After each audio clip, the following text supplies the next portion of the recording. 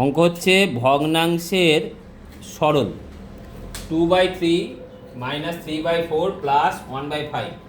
তাই এই ধরনের তাহলে কী করবে, প্রথমে 3, 4 আর 5-এর লসাগু করবে। লসাগু দেয়? লসাগু যদি না দেয় কত অ্যান্সার হবে বলো? গুণ করতে হয়, 60 লসাগু হলো। এবার 60কে কত, এবার দুই গুণ লিখবো, তাই তো? 2 গুণ 60 কত ভাগ করতে হয় বলো? কত হয় বলো? 20। 20 তো না 20 না? 20 যদি, তাহলে 20 যদি হয় তাহলে কত অ্যান্সার হয় বলো? 20। তারপরে মাইনাস 3 গুণিত কত হয় বলো?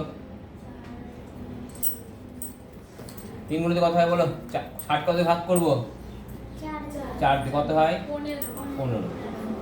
যোগ 1 গুণিত কত 60কে কত ভাগ করবো বলো এবার? 5 দিয়ে ভাগ করবো। 5 ভাগ করলে কত হয়? 12। তাহলে অ্যান্সার কত হলো? নিচে 60 হলো, উপরে কত হলো বলো? বলো 40 বিয়োগ 45 যোগ 12। তাহলে এখানে 60 লিখলাম, ঠিক আছে?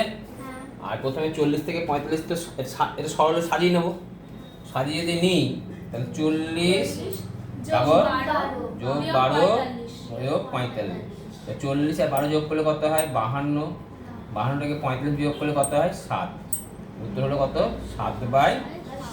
নির্ণয় সরল ফল 7/60 লিখে দেবে, ঠিক আছে? বুঝতে পারলে?